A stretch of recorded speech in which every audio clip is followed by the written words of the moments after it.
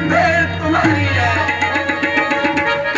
यदि तुम इस रण में हार गई, सुनती हो रानी, यदि तुम इस रण में हार गई तो भरत रहेगा दासों में, रखेगी कौशल्या तुमको दासी समान रानी।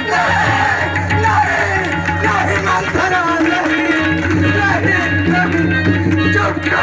चुप कर मंथरा। कैसे परवश जीवन पर, कैसे परवश जीवन पर अधिकार नहीं, सम्मान नहीं, तब मर जाना ही बेहतर।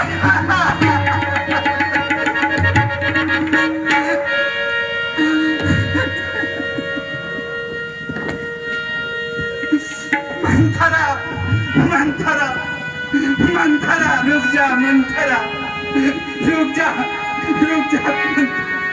मुझे लगता है तेरी बातें सत्य है मंथरा, अन्यथा अन्यथा महाराज कौशल्या दीदी या फिर स्वयं राम मेरे सम्मुख आकर मुझे कहते कि राम का राज्याभिषेक है।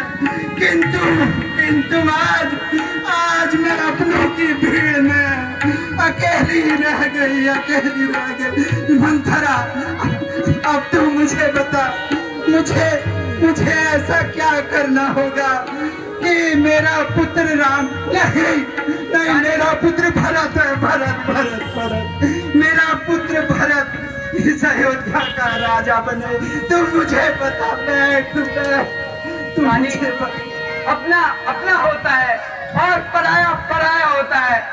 मेरी भोली रानी, तुम सीधे क्रोध भवन में चली जाओ और राजा दशरथ से राम की जगह भरत के रास्ते लग मांगो और राम को 14 वर्षों का वनवास।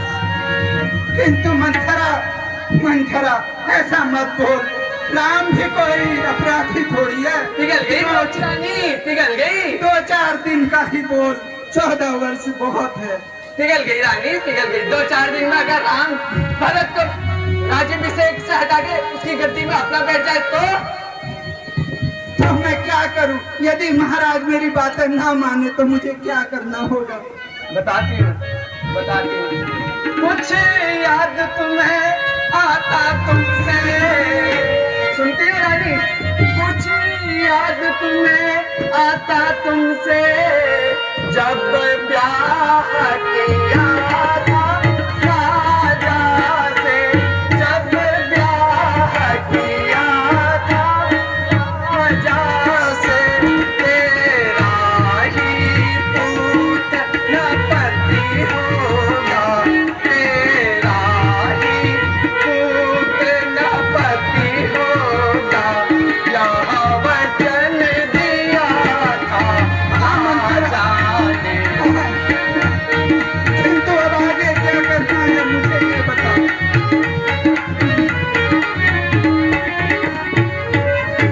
अब इस चालाकी को देखो, अब इस चालाकी को देखो, किस ढंग से पलटा ले रहे हैं, किस ढंग से पलटा ले रहे हैं। तो एक पुत्र को ताज तिलक, ओ एक पुत्र को ताज तिलक, तो बेटे मामा जी के। रानी, ये अपना 16 श्रृंगार उतारो और सीधे को भवन में चले जाओ और राजा से अपने उन पिछले वरदानों को मांगो।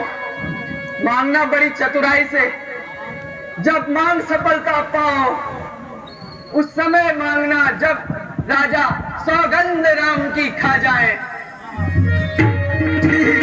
ठीक है मंथरा, मैं तेरी बातें समझ गई।